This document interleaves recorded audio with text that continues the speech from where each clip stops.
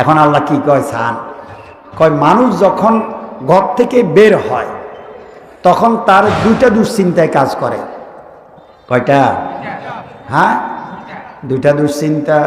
একটা হইল সম্পদের, আর একটা হইল কি? ইজ্জতের। কিসের?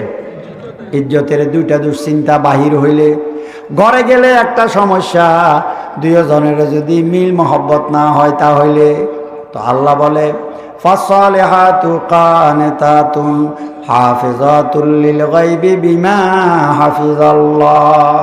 এরে বান্দা, স্বামী স্ত্রী দুইজন যেন তোরা আমরা গোলাম হও, তোমরা দিনদার হও, যৌতুক মুক্ত বিবাহের ব্যবস্থা করো। স্বামী যেন বিবির সম্পদের লোভ যদি না করো, তাহলে নেতৃত্বটা বিবি মেনে নেবে, সংসার সুখের হবে, দুইজনের মাঝে পরস্পরে মায়া মমতা ভালোবাসা থাকবে। এই ভালোবাসার দাবিতে তুমি যদি ঘরে আসো তাহলে বিবি তোমার আনুগত্য করবে। তুমি ঘরে আসলে বিবির মন কি চায় এই ধ্যান তোমার থাকবে, আবার তোমার মন কি চায় বিবি ওই দৃষ্টিতে তোমার সাথে আচরণ করবে। ঘরে আইলে মিল মহব্বত হয়ে গেছে, আপনি কি চান বিবি এদিকে সজাগ, বিবির কি লাগবো আপনি কিন্তু এদিকে সজাগ। কিসের কারণে? মহব্বতের কারণে। বলেন না তো? ঘরে আইলে বেড়া বাসায় স্বর্গীয় সুখ পাইবি, দুইজন মিলিমিশি যতক্ষণ থাকবি আন্তরিকতাতে বসবাস করবি, তো একজন একজনকে মেনে নেবে, তাহলে সুখের হবে না? হবে না? কথা কন। ঘরে যায়নি বুড়ারা, কম যায়, রাতে 11টা পর্যন্ত দত্তরার বাজারে বই থাকে। কিনলে ঘরে আগুন জ্বলে। কি জ্বলে?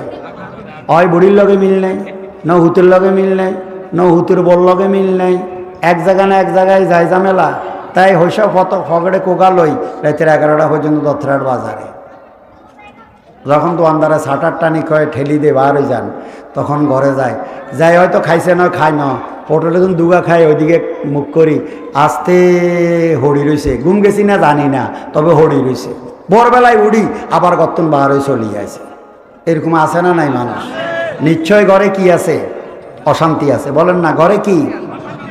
আল্লাহ বলেন না ঘরে গেলে তোর অশান্তি লাগবে না, বাইরে তুমি কাজ করবে ক্লান্ত হবে, ঘরে গেলে তুমি শান্তি পাবে। তো শান্তিলে পরস্পরে মায়া মমতা লাগে। বলেন কি লাগে? বাপ বেটায় যদি মায়া মমতা হয়, স্বামী স্ত্রী যদি মায়া মমতা হয়, দাদা নাতিয়ে যদি মায়া মমতা হয়, ঘরে শান্তি লাগবো না বাহারে লাগবো? ঘরে লাগবে। এই এক লাভ, এই লাভের দরকার নেই। আল্লাহ বলে এটা আমি দেব, ঘরের ফ্যামিলি সব দিনদার হয়ে যাও। এখন বাহিরে গেলে প্রবাসীর দুইটা দুশ্চিন্তা, এক হইল সম্পদের, আরেক হইল ইজ্জতের। ঠিক না বেঠিক? না জানি দেশের অবস্থা ভালো নয়, ইজ্জত না জানি নষ্ট হয়, সম্পদ না জানি খোয়া যায়, আমও যায় সালাও যায়, যায়নি মাঝে মাঝে। আরে কথা কন না, অ্যাকাউন্টও খুলছে বড় শখ করি, হরে আয় দেখা যান রাস্তা রাস্তায় ঘুরে, কিছু নাই, অ্যাকাউন্টটা হেনে হেনে শেষ হয়ে গেছে, আমও নাই সালাও নাই। এক সমস্যা আছে না নাই?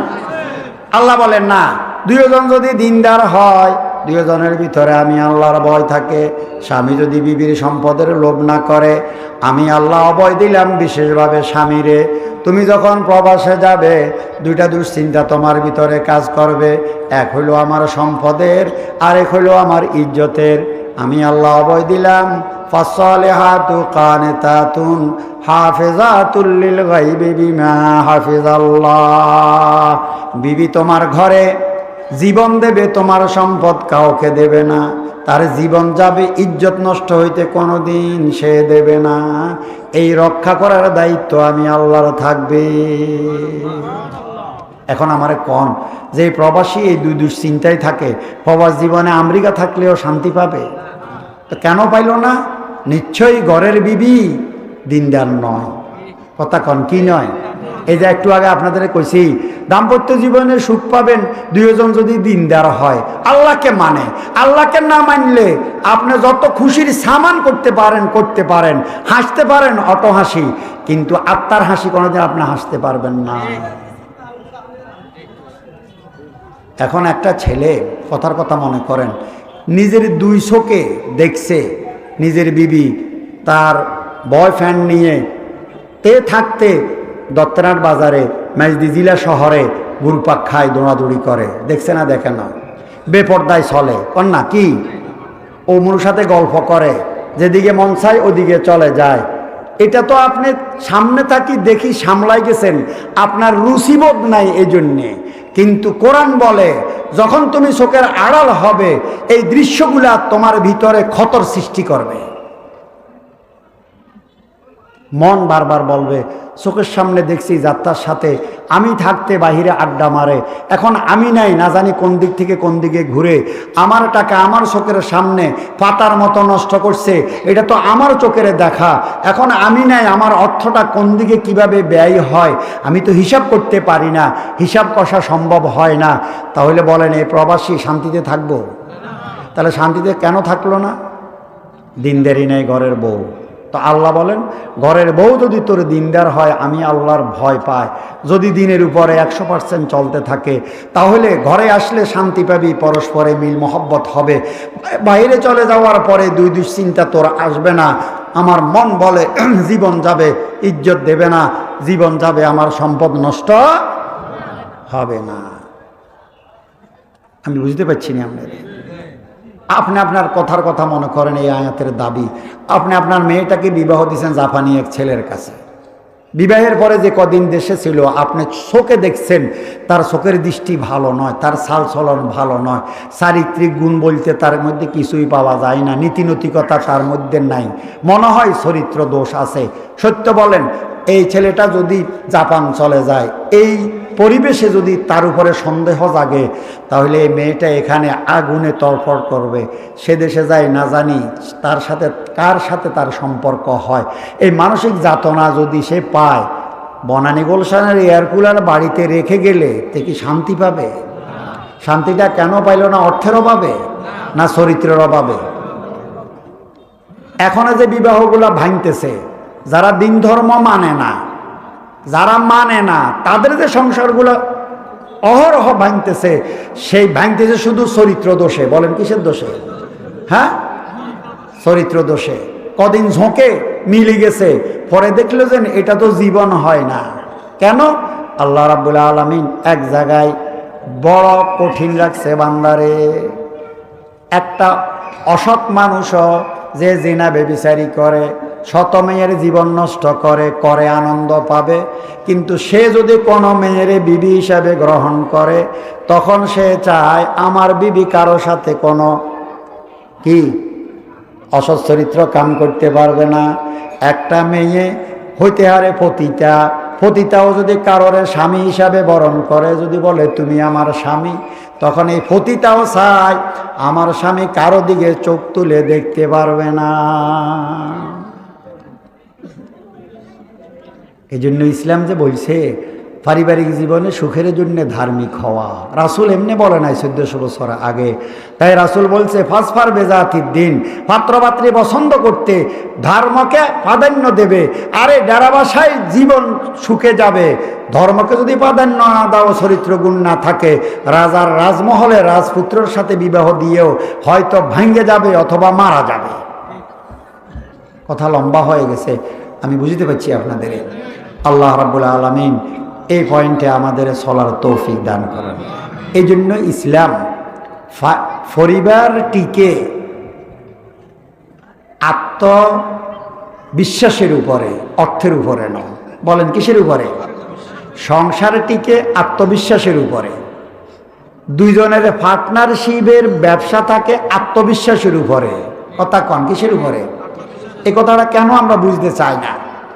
পারিবারিক জীবন আত্মবিশ্বাসের উপরে টিকে থাকে, অর্থের উপরে নয়।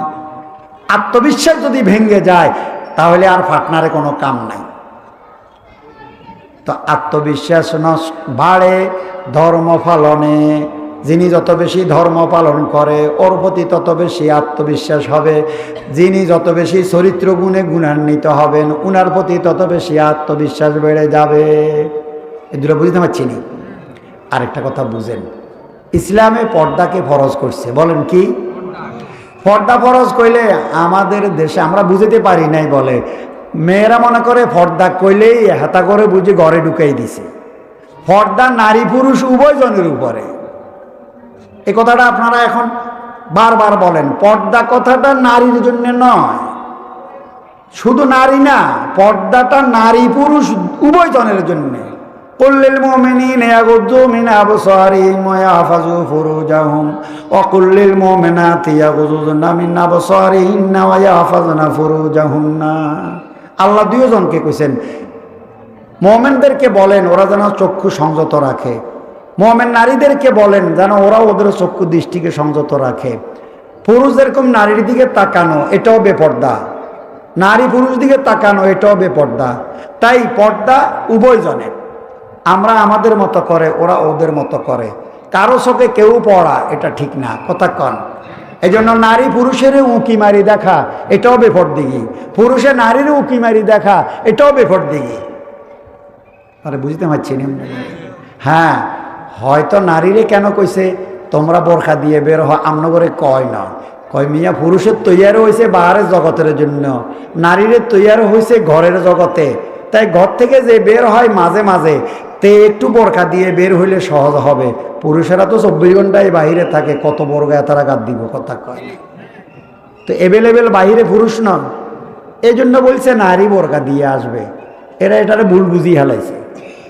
আর যে যুগে যখন দেখব যে নারীর রাজত্ব সব বাহিরে, না ব্যবসা করে, না মাড়ি কাটে, না নারী রাস্তাঘাট করে, নারী শ্রমিক দিয়ে রাজের কাম হয়, 100 নারী বাহিরে, তখন আপনারা ওই যে আঙ্গ দেশে কিয়া না কয় গুণেরে বেজ্জা হাতার মতন ঘরে বই থাকবেন, তখন আপনারা বোরকাঘাত দিবা আর হইবেন যে নেতারা না দেখে। তা বুঝিতে মারি না আপনাদের, জিনিসটা বুঝলে সহজ। আবার আমি কথাটা বলি আপনাদের, এখনো কি এদেশে পুরুষ বাহিরে বেশি না নারী? যতদিন পুরুষ বাহিরে বেশি থাকবে ততদিন নারী বোরকা দিয়ে আসবে, কারণ ওরা সংখ্যায় কম। আর আল্লাহ মাফ করক, আল্লাহ মাফ করি দেখ, কন আমিন। যেদিন দেখবে সারা বিশ্বে পুরুষেরা সব ওই ইয়েগো মতন কিনা বেগজাগো মতন ঘরে ঢুকে গেছে, নারী বাহিরে বেশি, তখন কিন্তু আপনারা বোরকা দিয়ে বের হইতে হবে। তাহলে আপনারা লোক কম, 2-1 মাঝে মধ্যে বাহির হয়েছেন বোরকা দিয়ে, বাহির হইলে আপনাদের আর কেউ দেখলো না, আমরাও তারপরে দেখলেন না। আর কথা আমরা বুঝছেন নি। তো এই পর্দাটা ফরজ কিল্লায়, এই পর্দায় পারিবারিক জীবনের দৃঢ় করে। বেপর্দাগি দেখলে চোখে ছবি এটা মাথায় করে চলে যাবে কি না বলেন?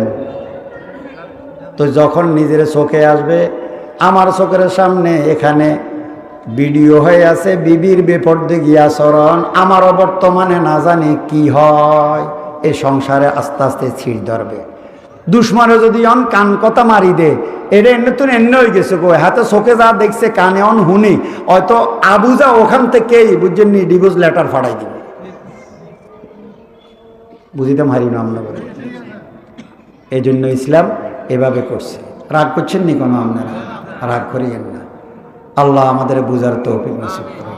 তাহলে কি বলছি আপনাদের, পারিবারিক জীবনে শান্তির জন্য 2টা কাম, ছেলে মেয়ে উভয়জন দিনদার হওয়া, ছেলে পক্ষ মাল খরচ করা। ছেলে পক্ষ কি? মাল খরচ করা, এতে পারিবারিক জীবনের সম্পর্ক ঠিক থাকবে। এখন প্রশ্ন হলো, যদি নারীর কাম কি, তাহলে তার মর্যাদা কোথায় ইসলামে?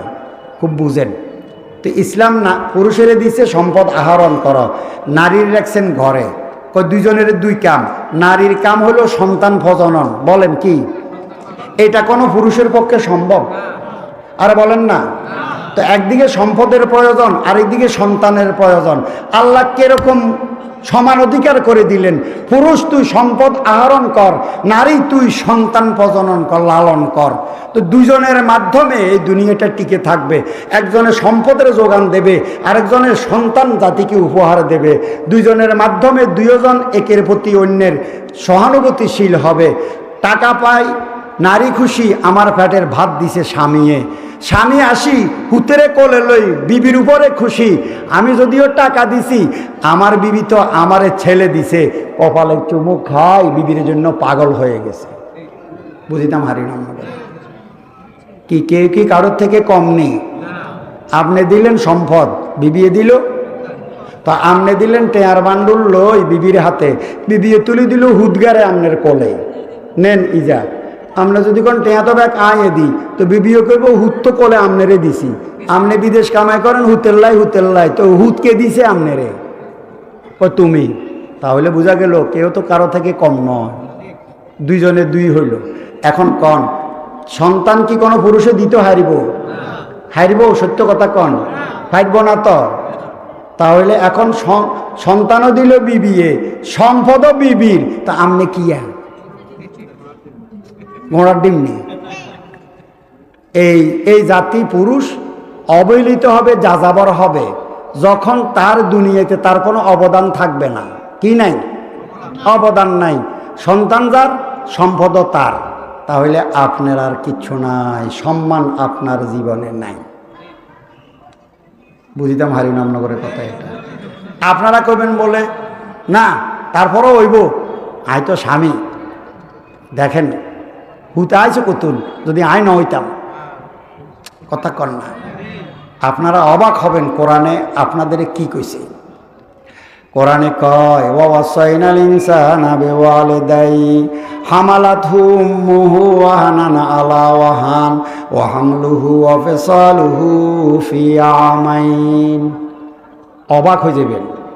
আল্লাহ বলেন বাবা মার সাথে, ও সন্তানেরা বাবা মার সাথে তোমরা সদাচরণ করো। কি করো? সদাচরণ করো। তো বাবা মার সাথে সদাচরণ করবা, তো যুক্তি কি?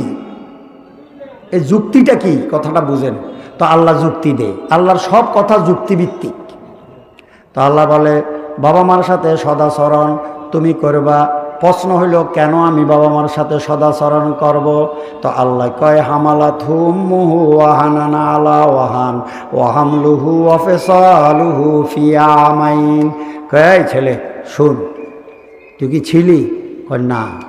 নিশ্চয় জগতে আসছিস না? আসছি। তো আসলি যেন কার গর্ব হই? কয় মায়ের। কয় আল তুই শুন আমার আল ওয়াজ।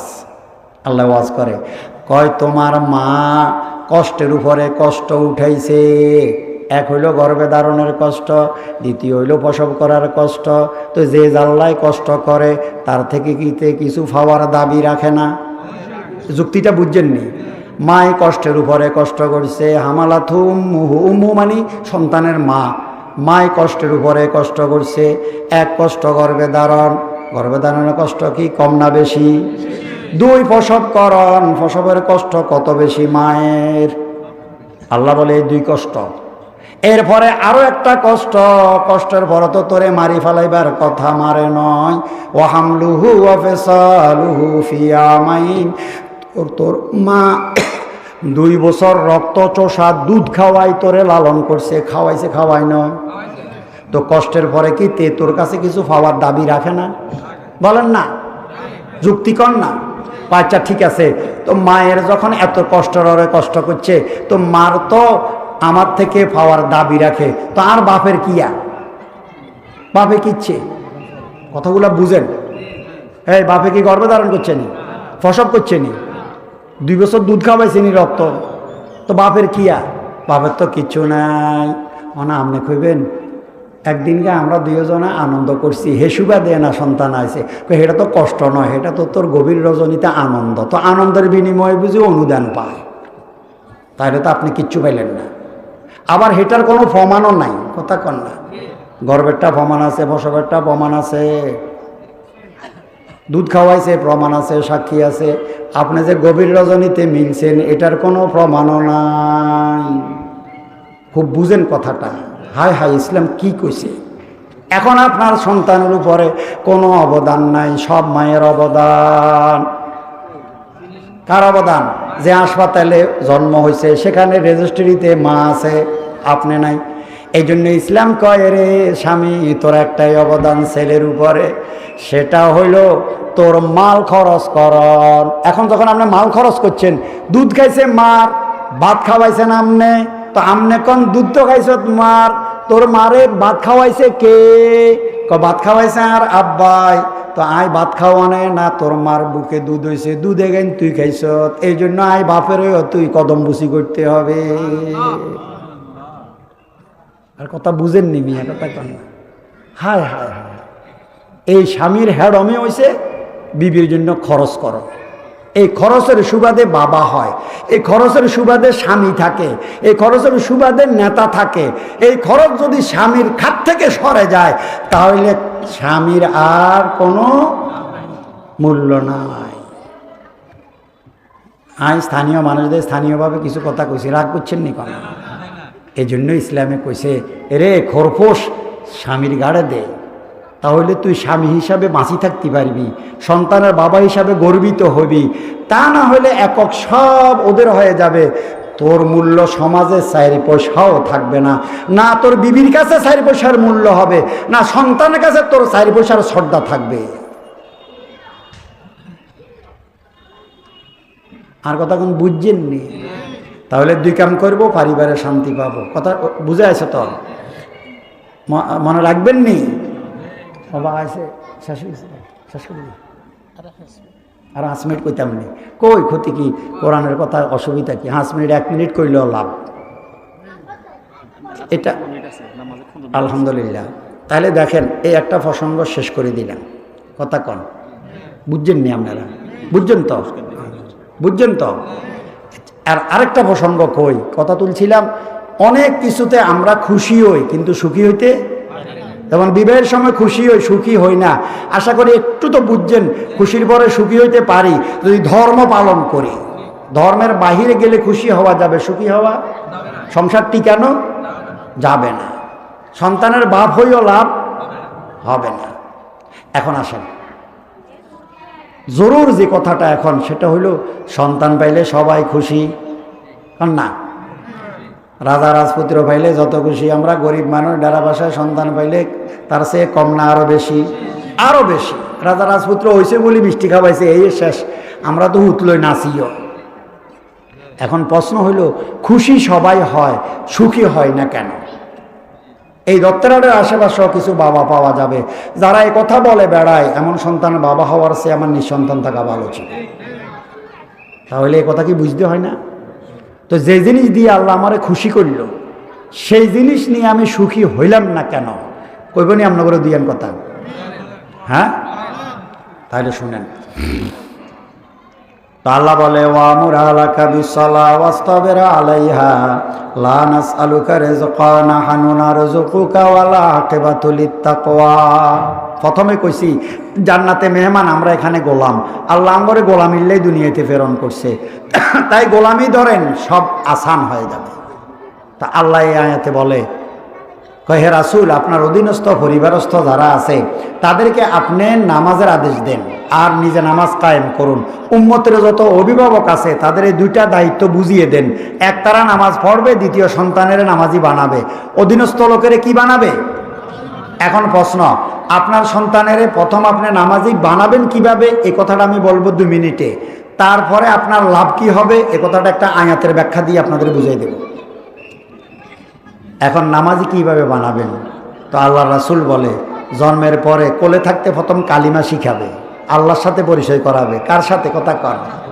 ইফতাহু আলা সিবিয়ানিকুম আউ আলা কালিমাতিম লা ইলাহা ইল্লাল্লাহ। আল্লাহর নাম শিখাই দেবে, কালিমা শিখাই দেবে কোলে থাকতে। 7 বছর বয়সে নামাজের আদেশ করবে, 10 বছর বয়সে নামাজের জন্য শাসন করবে, 7, 8, 9 এই 3 বছরের ভিতরে তোমার সন্তানের ইসলামের প্রাথমিক শিক্ষাগুলো দিয়ে দেবে। নুরানি শিক্ষা নামে যে শিক্ষা ব্যবস্থা বর্তমানে চলমান, আপনার ছেলে নাতি ভাতিজাকে যদি আপনি নুরানি মাদ্রাসায় ভর্তি করে দেন তাহলে সে শুধু নামাজি হবে তা না, ইমাম হয়ে বের হয়ে যাবে। 11, 10 পুরাই গেলে এখন রাসূল বলে, তোমার সাথে করে সন্তানেরে তুমিও নামাজ পড়বে, নামাজি বানাই দেবে। এরপরে সে যদি ডাক্তার হয়, মাস্টার হয়, হক, কিন্তু নামাজি হইতে হবে। শর্ত কি বলেন? শর্ত কি? ব্যবসায়ী হোক, শিল্পপতি হোক, ডিসিএসপি হোক, প্রধানমন্ত্রী হোক, কিন্তু নামাজি। যদি হাফেজ আলেম হয় তাহলে স্বর্ণে সোহাগা আরো ভালো, না হলেও ক্ষতি নাই, কিন্তু নামাজি হইতে হবে। এখন 15 বছর বয়সে তোর ছেলের উপরে নামাজ ফরজ হবে। এখন বাবার দায়িত্ব শেষ, এখন তোমার কি লাভ হবে? তুমি সন্তানের সেবা দিয়ে হইছ খুশি, আমি সন্তানের সেবা দিয়ে তোমারে করে দেব সুখী। এখন আল্লাহ বলে, যার ছেলে আল্লাহরে চিনবে ওই ছেলে বাবা মার মর্যাদা বুঝবে। আমার সাথে বলেন, যার ছেলে আল্লাহকে চিনবে ওই ছেলে বাবা মার মর্যাদা বুঝবে। যার ছেলে আল্লাহকে চিনবে না সে কোনোদিন পিতামাতার মর্যাদা বুঝবে না। এটা আপনারা মুখস্থ রাখেন। আরেকটা কথা কন, পিতামাতা সন্তানের সেবা দিয়ে হয় খুশি, বুড়াকালে সন্তানের সেবা পাইলে হয় সুখী। কন আমার সাথে, পিতামাতা সন্তানের সেবা দিয়ে হয় খুশি, বুড়াকালে সন্তানের সেবা পাইলে হয় সুখী। ঠিক না বে ঠিক? এখন আল্লাহ কি কয়, আরকান তিনান কথা, আরকান কথা কন। বাবা মা যৌবনে শিশু সন্তানের হাতে ধরে আল্লাহর ঘর মসজিদে নেবে, তো আল্লাহ বলে তোর বুড়াকালে তুই হয়ে যাবি বুড়া, ছেলে আসবে যৌবনে, যুবক ছেলেরে মসজিদ থেকে আমার কুদরতের হাতে ধরে তোর খাটের পাশে পৌঁছিয়ে দেব আমি। তাই তুই তোর যৌবনে কাম করবি দড়ি হুতেরে মসজিদে, আর তোর বার্ধক্যে আমি আল্লাহ কাম করব ছেলের হাত ধরে তোর ওই খাটের পাশে। এলাকা আয়াত পড়ি, আপনারা দেখবেন অবাক হইবেন, কিল্লে মাছাত পড়াইবেন, কিল্লে নামাজি বানাবেন। আমরা করে ডাক্তার বানান, নামাজি বানান কইছি, ডাক্তার বানান সমস্যা নেই।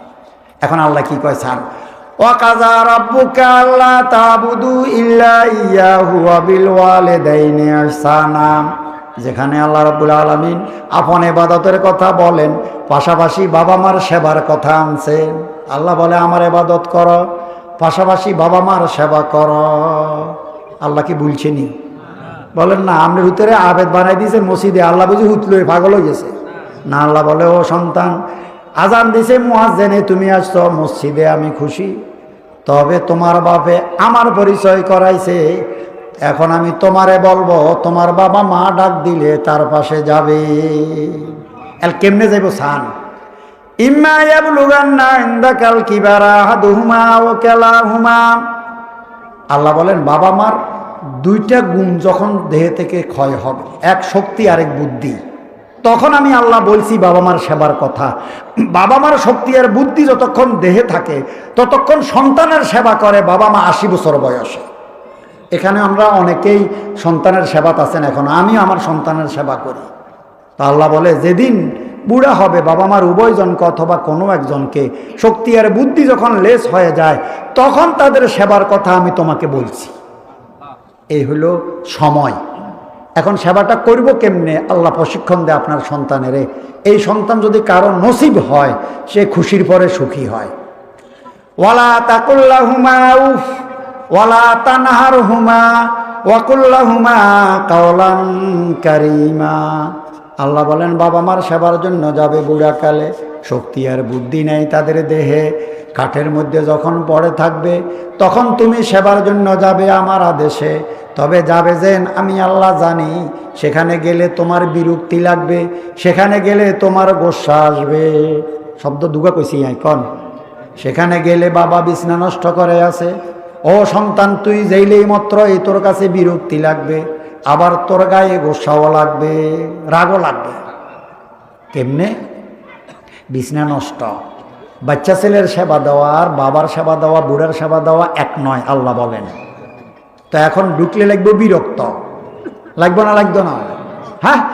তো আল্লাহ এখন খতম কয় যাইবি যেন ওয়ালা তাকুল্লাহুমা উফ, তাদের উফ বলবি না। উফ হইল বিরক্তির বহির প্রকাশ। আঙ্গদেশে এটার অনুবাদ করা যাইব হু হ্যাঁ। একটু আগে পরিষ্কার করে গেছি, অন যাইয়ে ঢুকি নাক ধরি, হ্যাঁ এরকম করলো, একটু আগে সাফ করে গেলাম। ওভাবে খবরদার বিরক্তির ভাবও প্রকাশ করতে পারবি না সেবাতে গেলে। চুপ। নাকও ধরতে পারবি না, নাক ধরে যাওয়ার প্রয়োজন নাই। বাবার সেবাতে নাক ধরার প্রয়োজন নাই। নাক কিনলে কইতে নারবেন নি। বিরক্তির ভাব প্রকাশ করলে ক্ষতি কি? একজন বুড়া মানুষ যখন বিছনা নষ্ট করে, যদি তার ন্যূনতম জ্ঞান থাকে, যদি শোধ হয় আমার বিছনা নষ্ট হয়ে গেছে, নিজেই লজ্জায় কোথায় মাথা লুকাবে, কোথায় যাবে, এত পেরেশান হয়ে যাবে। ঠিক না বে ঠিক? তা আল্লাহ বলে এর ভিতরে তোর যদি বিরক্তির ভাব প্রকাশ পায়, কিচ্ছু তো তার করার নাই, তখন আস্ত মারা যাবে। তাই বিরক্তির ভাব প্রকাশ করবি না। 2, রাগ আসবে। এক কথা বারবার বলে না? কয় বুড়া ছোট্ট বাচ্চার মতো হয়ে যাবে। বাচ্চা যেমন তোরে বারবার বলে আব্বা এটা কি, আব্বা এটা কি, আব্বা এটা কি, তোর বাপও বুড়াকালে ঠিক এমনই কইব, এরে কে রে ঘরের ভিতরে, কে রে আইয়ে যায়, কে রে তুই, কে রে তুই, কে রে তুই। তুই শুনি থাকবি, খবরদার রাগ করবি না, বুঝছেন নি বাবা। এরকম সন্তান যে বাপে বুড়াকালে খাটে গেলে পায়, রথ হারায়, আল্লাহ বলে এই সন্তান জন্ম দিয়ে খুশি হয়েছে, আজকে সে সুখী। সময় শেষ হয়ে গেছে, তা আল্লাহ আমাদের বুঝার তৌফিক নসিব করেন। কেমন? হ্যাঁ, তো এই দিন শিখলে তো এগুলা পারবো। ও আখরে দাওয়ান আলহামদুলিল্লাহ।